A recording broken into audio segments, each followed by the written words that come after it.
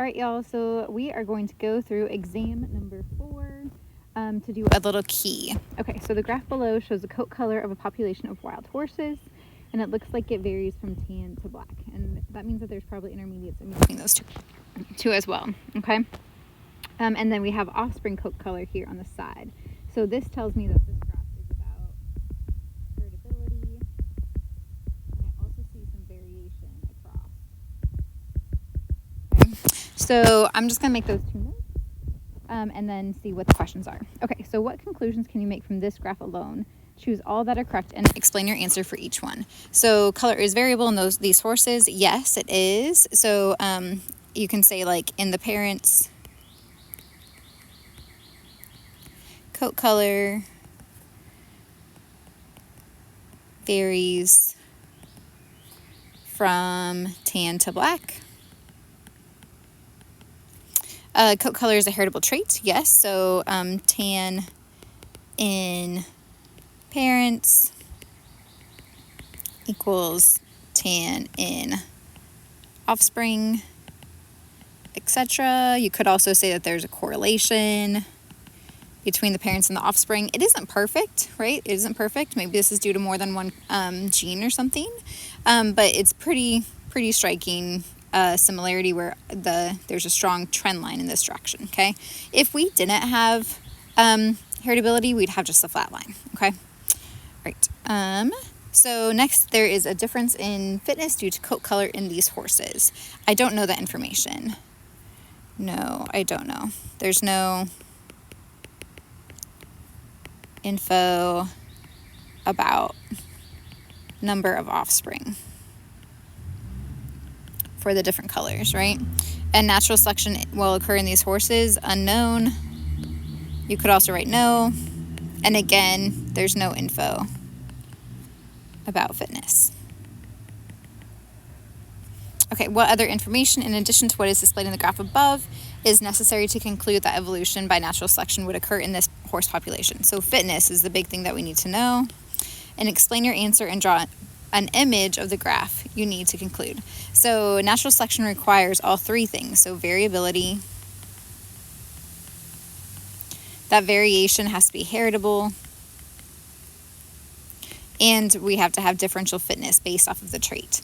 So here, to draw the graph, I could do tan to black in the parents, and specifically number of offspring.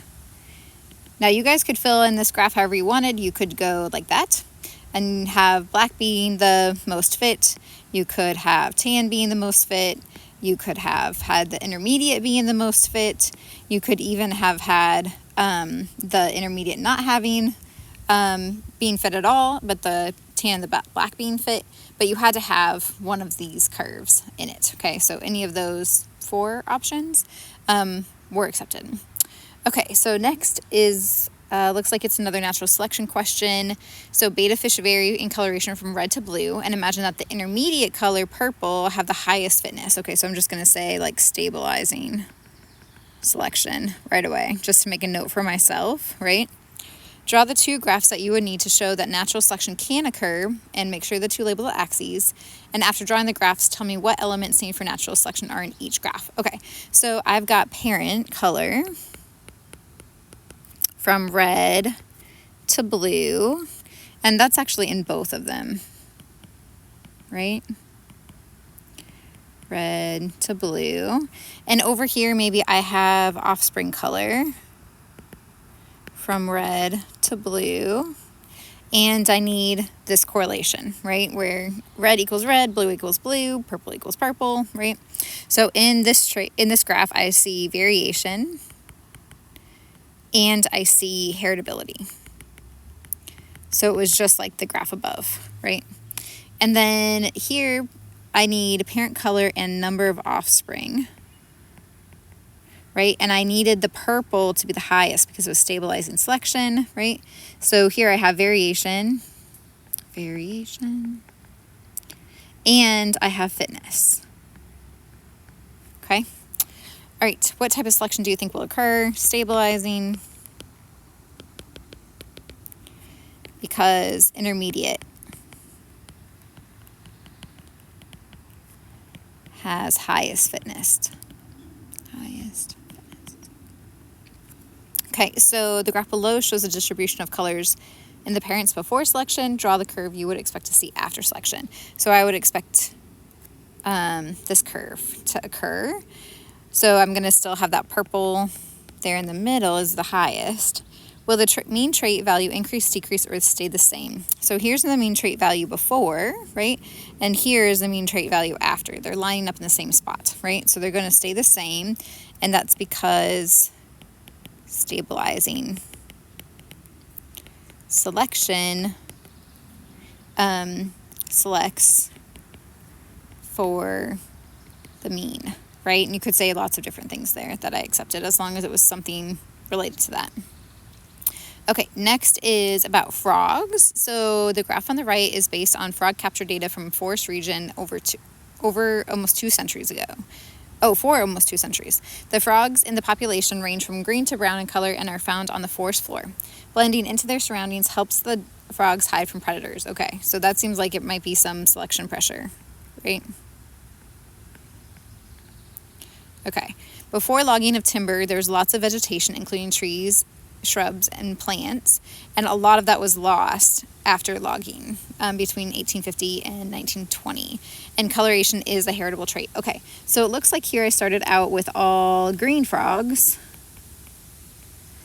and then by like the 1910 even, all of them are brown, and then it looks like the green frogs made a comeback here where almost all of them are green by 2010. Okay. So in 1850, all frogs were shades of green.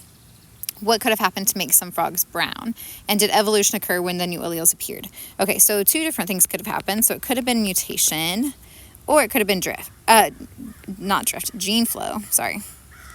So it could have been gene flow or mutation. And yes, there was a change in alleles, right? And therefore change in allele frequency. And remember that evolution is a change in allele frequencies over time. So when we were in the 1850s and all frogs were green, some mutation must have happened, or gene flow from a surrounding population that already had brown in it to bring that new allele in. And then we immediately had that change in allele frequency when that happened. Okay, in the top graph to the right, draw what a graph that shows higher fitness for brown frogs would look like, and make sure you label the axes. Okay, so here I have parents, and I want fitness, so I need number of offspring. And then I want to have it so it has higher fitness for the brown frogs.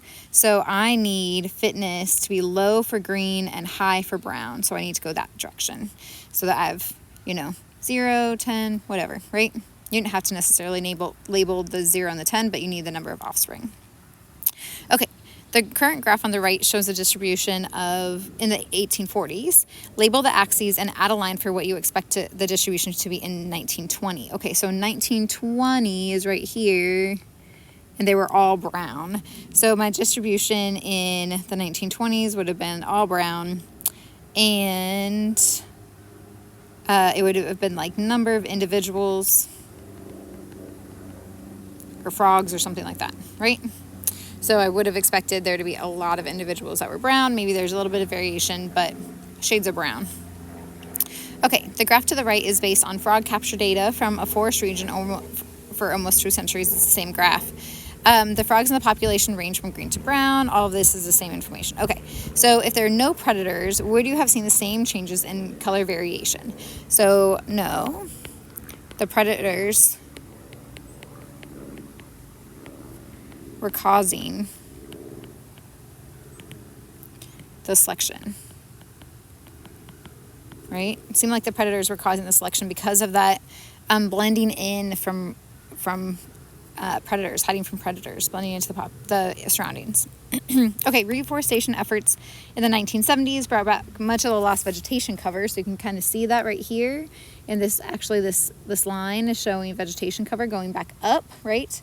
So over here on the side we have percent of covered forest vegetation. What type of selection occurred after the 1970s? I think it's directional again, but it's toward the green. Almost all of you got this right. Right, it was better to be green again once there was vegetation. All frogs were brown in the 1970s. By 2010, most frogs were green. What are the two ways that the green alleles could have appeared in the population?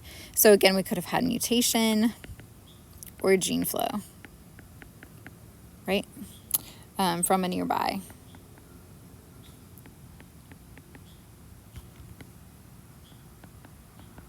So from another population that already had.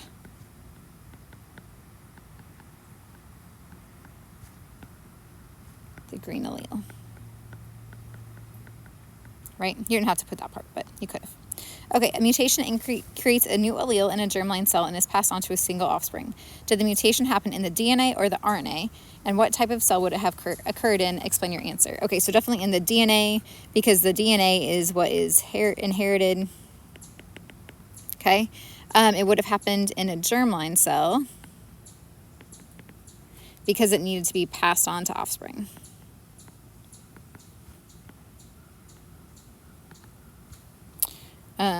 Okay, and then has evolution occurred? Yes, right? So before the mutation, we didn't have the allele, and afterwards we did. So you can imagine if we had, 100% big A before mutation, right? Then maybe we'd have like 99.9% big A and 0.1% little a after the mutation, right? So this is a change in allele frequencies over time.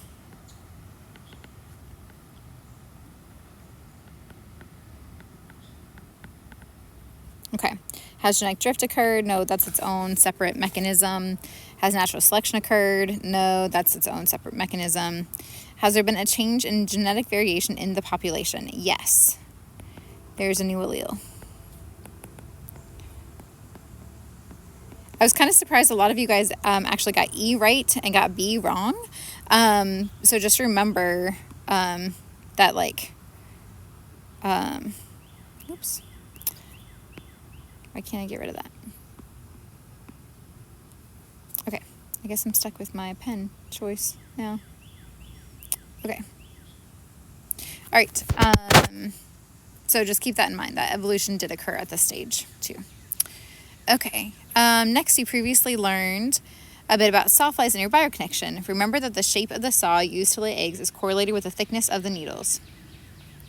And that small saws are best for thin needles and larger saws are better for thicker needles.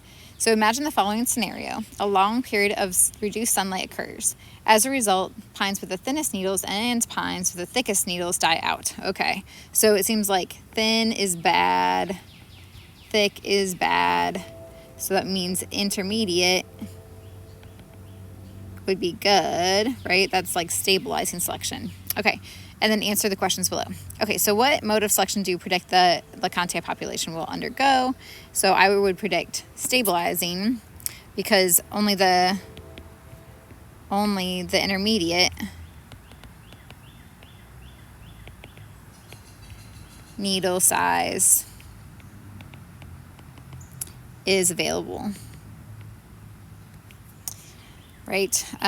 You could do lots of answers with that, but something about the intermediate. In this scenario, sawflies with the intermediate, again, saws will have the highest fitness. So you could say something like this again, right? You could write like the same thing, or you could say something about stabilizing, selects for the intermediate. Do you expect the average saw size in the population to change? Why or why not? No, because of this. Stabilizing selection selects for the intermediate, right? The mean, right? So we're just going to make that higher, just like we did up here, right? It's the same graph as this one, right? Where we have the mean staying. I was a little surprised. A lot of you guys got this one, but then when it was down in this scenario, some of you guys got it wrong. I don't know what happened there. So the mean will stay the same.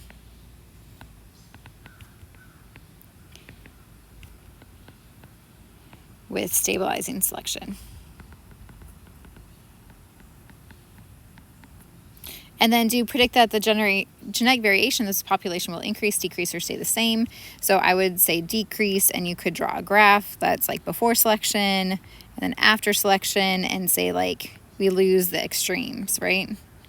Lose the extremes or something like that. Okay. All right, next was about these blackcaps. So here, a large group of these songbirds spend their summers in Germany, where they mate and raise their young, and their winters in Spain. Within the last 60 years, a subgroup has started to overwinter in Britain instead, and it turns out this migration direction is genetically programmed. So their offspring also go to Britain. Because they have a shorter flight, the British overwintering population tends to arrive in Germany earlier, where they pair up and mate with each other, right? So before like the other population even gets there. This subpopulation is starting to look different, and DNA testing can accurately determine where a bird overwintered about 85% of the time. Okay, so here are the blackcap populations, different species according to the BSC. Explain your answer in 1 to 2 sentences.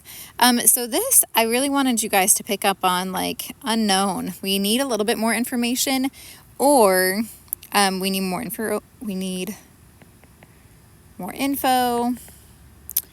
Or, yes, they are different because there is temporal isolation. They arrive at different times, right? So I think I accepted either of those answers. If I didn't, ask me for a regrade request and I'll look at them again. Are the blackcap populations different species according to the morphological species concept? I would say yeah, probably. Since they look different, right? It says that they're looking different. And then different species according to the phylogenetic species concept. This one I wanted you guys to kind of be like, not yet, right?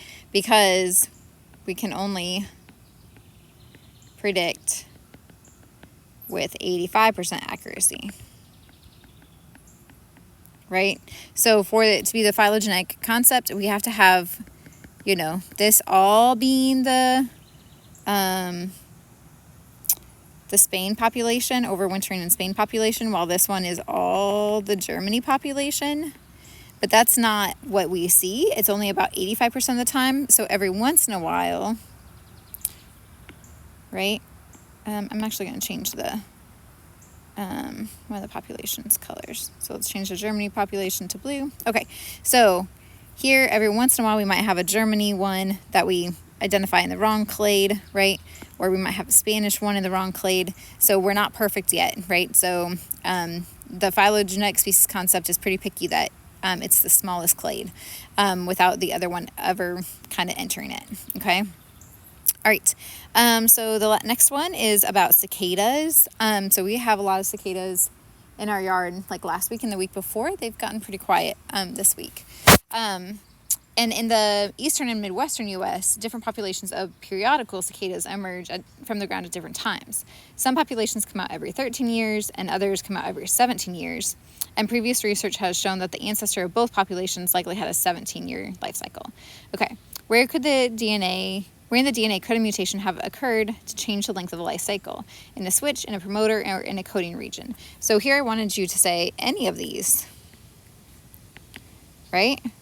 So we don't know why this is happening necessarily, so it could have been any of these. So one thing that I want you guys to remember, a lot of you guys said in a switch or a promoter because it is changing the expression of when they're coming out. But remember that we could be slowing down development, so they're just not ready to come out. We could have done something in a coding region that makes an activator that then controls a switch, right, too. So any of these could have happened. Next is to listen and describe to potential pre-zygotic mechanisms that prevent inbreeding between different broods and discuss how this contributes to speciation. You guys said lots of different things. I accepted lots of different things. So some of you said temporal, even though they are occasionally out in the same time, it doesn't happen very often, or maybe they're out at different times like throughout the summer. So some of you said temporal, some of you all said mechanical, where the parts just don't fit together. Some of you said behavioral, right, where they wouldn't recognize each other's calls. Not as many of you said that there could be like a gametic barrier, but that is another option where the gametes can't fuse, right? Gametic. So I allowed a lot of different answers there. While they often emerged in different years, last year some populations of 13-year cicadas were out at the same time as the 17-year cicadas, and that was in like the Midwest, not really here, I don't think. Imagine that some individuals from both populations did breed with each other last year and produced offspring. Okay, so that sounds like gene flow, right? If those offspring survive and are able to breed again in 13 or 17 years, which evolutionary force has happened? Will that make the two populations more or less likely to become two different species? Explain your answer. So gene flow, and it's less likely to become separate species because they're mixing alleles. Right? And so even if they stay on that 13-17, maybe it prevents some of these other barriers from occurring, and they can continue to interbreed every 13 to 17 years or something. Okay? Remember, speciation often takes millions of years. Like even different species of fruit flies, millions of years. Okay? So just remember that this type of speciation, this type of evolution that results in speciation can happen quickly when we have something like ploidy changes, but a lot of times when we're talking about it being like a selection change, especially if it's an allopatry, it can take a really long time to happen. Okay, not always, but a lot of times. Okay, in a forested region, a population of cardinals feed on seeds from plants. The seeds come in two types: very small seeds that require precision to pick up, and very large seeds that require strength to crack. Birds with small, delicate beaks are better at picking up the small seeds, and birds with large beaks are better at cracking the large seeds. Birds with medium-sized beaks are not as efficient at either task and have lower survival and reproduction rates. And beak size is due to a heritable trait. Okay, so draw out a graph that represents the distribution after selection. Okay, so after selection, I'm looking for distribution, so I'm looking for number of individuals. Most all of you guys got this one. And then here I have small or large beak size in parents, right? And you needed to have something like this where you had like something that showed disruptive selection.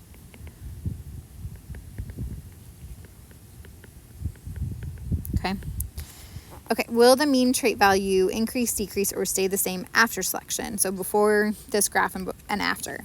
So it'll stay the same because averaging all of them still yields the same mean.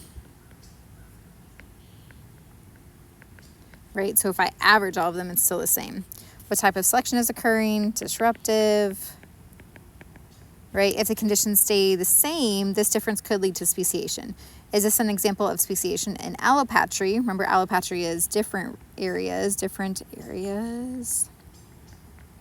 And sympatry is the same area. So we're in the same area here, right? So sympatry, same, I think I said they're in the forest, right? Yeah. Same forested region. Okay. All right. Next, using your knowledge of evolutionary relationships, make a phylogeny using the following information and include these synapomorphies below to help you in your tree.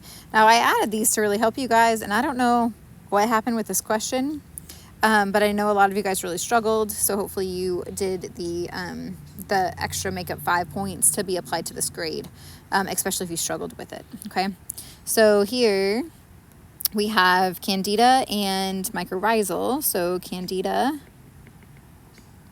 and mycorrhizal, right? These are both fungi. Maybe we'll even do that. These are both fungi that have,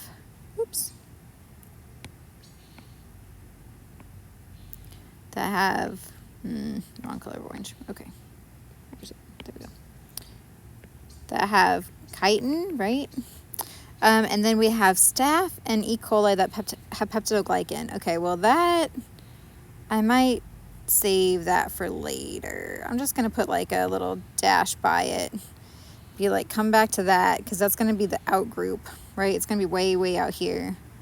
Staph and E. coli, right? They are both bacteria, right? They have peptidoglycan. Okay, so they're going to be way down. Seaweed is a protist that can photosynthesize. Okay, so that sounds like it's really closely related to plants, right? So I'm going to see if there's any other plants. So here I have seaweed, and I have blackberries and roses. So I've got blackberries, roses, and seaweed. So here I have plants with roots, right? Here I have chloroplast. So I'm going to check that off there too. Okay, and then I still have cardinals and humans. So cardinals and humans are both animals.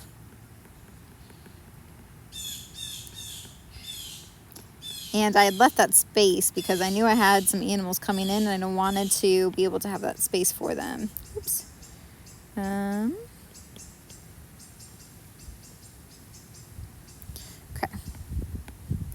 So they're both animals.